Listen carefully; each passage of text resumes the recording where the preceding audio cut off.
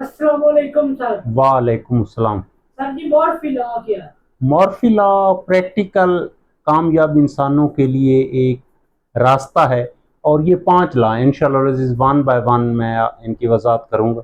ये लॉ बयान करता है कि anything that can go wrong will go wrong, कि किसी काम में जो गलत चीज़ के इम्कानात होते हैं वो लाजमन होकर रहती। यानी ये एक किस्म की एहतियाती तदबीर के बारे में बताता है कि आप रिस्क मैनेजमेंट करें, कोई काम भी करें तो उसमें मुमकिन खतरात और फेलियर यानी नाकामियों को ज़हन नशीन रखें, और आप कभी फिर न यानी उनकी पहले बैकअप रखें, उनकी मनसूबा बंदी करें और उनको माइंड में रखें। मैं आपको आसान सा समझा देता हूँ। मसलन आपने एग्जामिनेशन हॉल में पहुंचना है और रस्ते में 5 इशारे आते हैं, तो ये ज़हन नशीन रख के पांचों के पांचों ही रेड होंगे।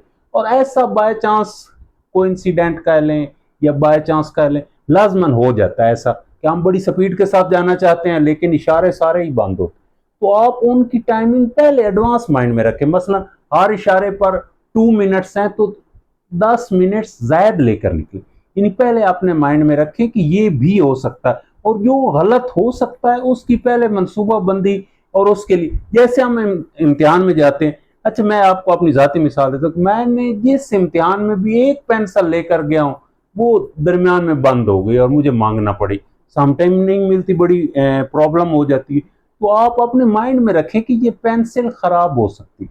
इसी तरह दना लोग कहते हैं कि आप कभी भी एक बिजनेस ना करें, यानी उस बिजनेस के साथ कोई और बिजनेस करें, और ये भी माइंड में रखें कि इस बिजनेस पर जवाल भी आ सकता है और बदलते तकाजों के मुताबिक उसको हम महंग रखें।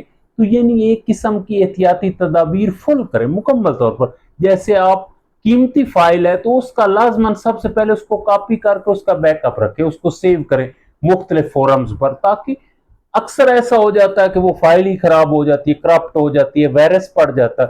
तो जिंदगी में भी मुमकिन, जैसे मैं स्कूल जाता हूँ तो मैं अपने माइंड में रखता हूँ कि पंक्चर भी हो सकता है, तो उसमें मुझे आधा घंटा जायद लग सकता है। तो वो ये माइंड में अगर आप रखते हैं तो फिर बाय चांस ऐसा नहीं होता कि वो चीज़ नहीं होती, वो नेगेटिव चीज़ जो हम सोच रहे होते हैं।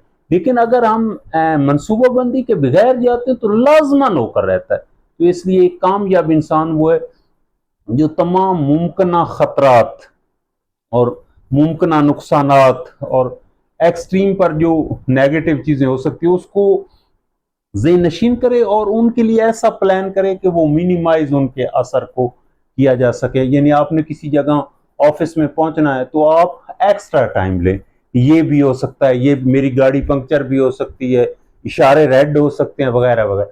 तो ये मॉर्फी लॉ प्रैक्टिकल लाइफ के लिए बहुत मौसर लॉ है, और कामयाब लोग इसे अख्तियार करते हैं। इंशाल्लाह अजीज बाकी लॉ भी बयान करेंगे। Thanks very much.